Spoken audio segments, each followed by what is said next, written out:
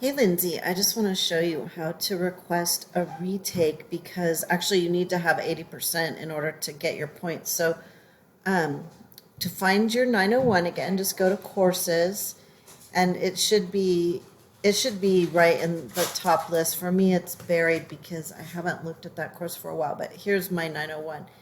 I go into modules and then I think it's down here. Reporting, reset requests, see? Reset requests. And so you just fill out that little form.